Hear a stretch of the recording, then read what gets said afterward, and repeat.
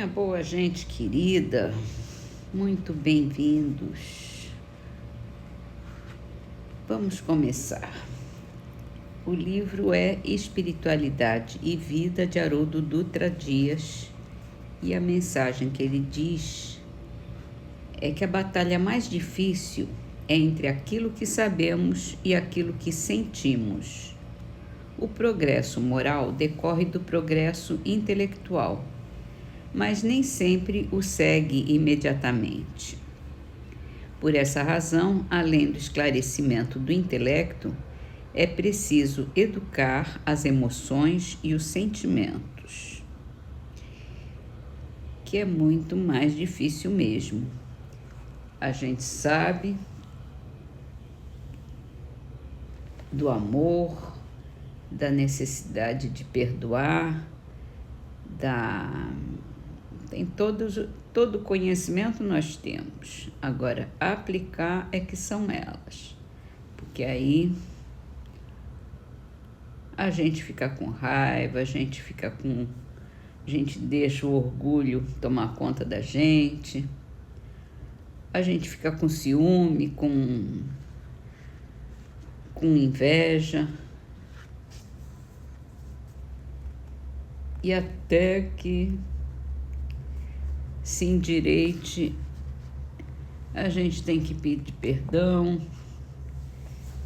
É muito mais complicado. Então, a gente tem que educar os sentimentos mesmo. E isso é uma questão de hábito, é uma forma de viver mesmo. É uma disposição que a gente resolve ter, e com insistência, com perseverança, a gente consegue transformar em hábito no nosso cotidiano. Vamos então para o Livro dos Espíritos, que a gente está falando sobre sonambulismo, no capítulo da emancipação da alma. E a pergunta que a gente tem hoje é de que natureza é o agente que se chama fluido magnético, que ele esteve falando aqui o tempo todo sobre o sonambulismo e o sonambulismo magnético, que é de acordo com o fluido magnético da hipnose, né? Então, qual é a natureza do fluido magnético? É o fluido vital, a eletricidade animalizada, que são modificações do fluido universal.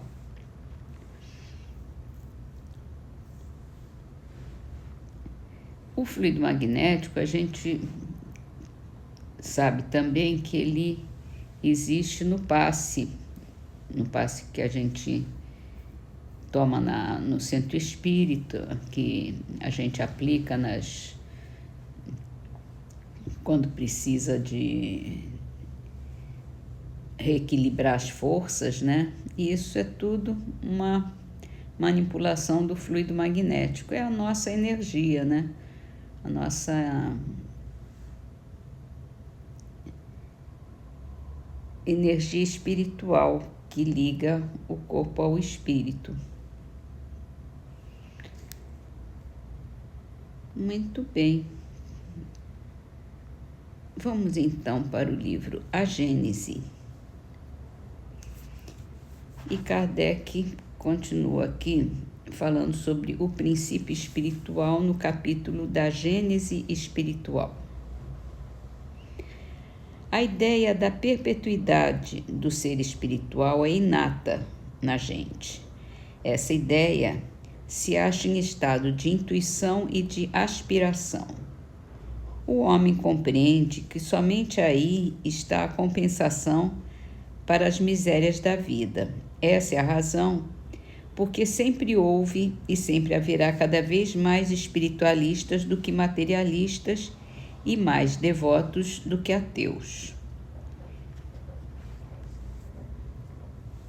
A ideia intuitiva e a força do raciocínio o Espiritismo junta a sanção dos fatos.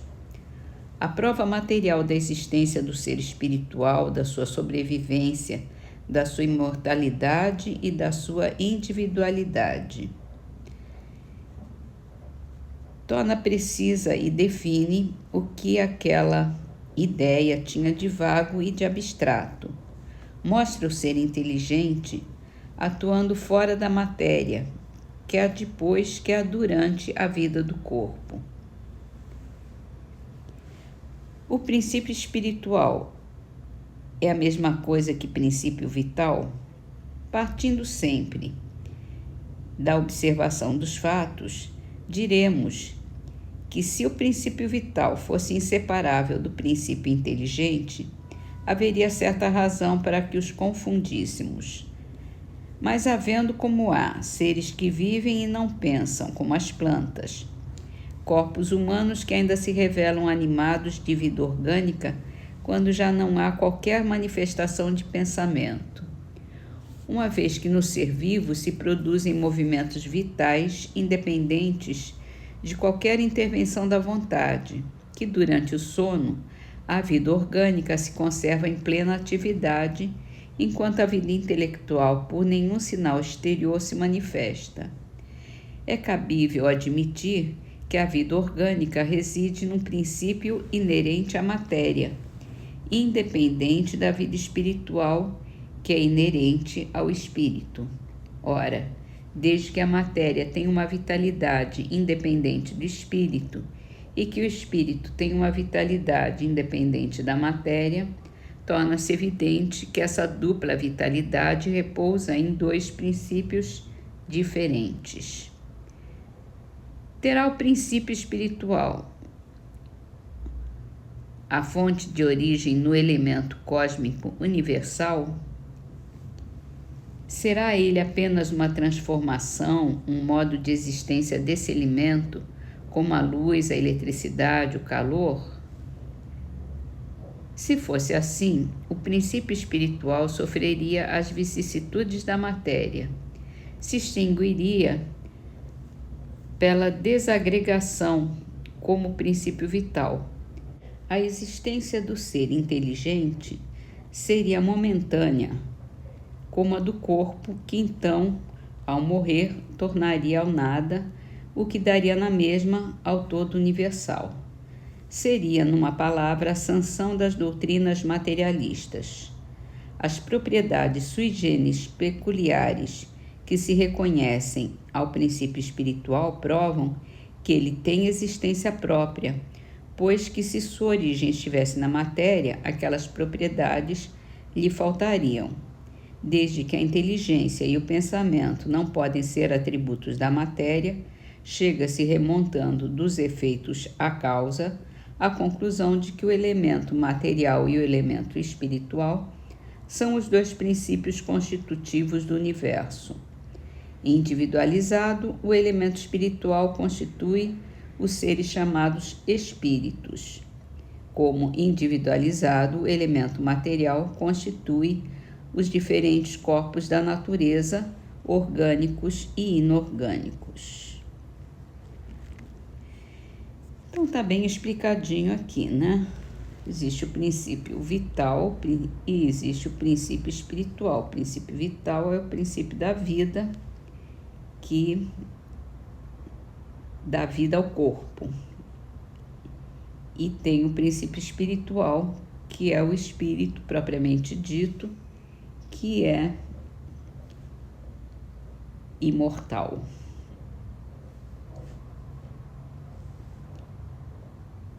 E assim nós terminamos as nossas leituras de hoje com a trovinha de Leôncio Correia, do livro Orvalho de Luz, psicografado por Chico Xavier, com o título Deduções do Caminho.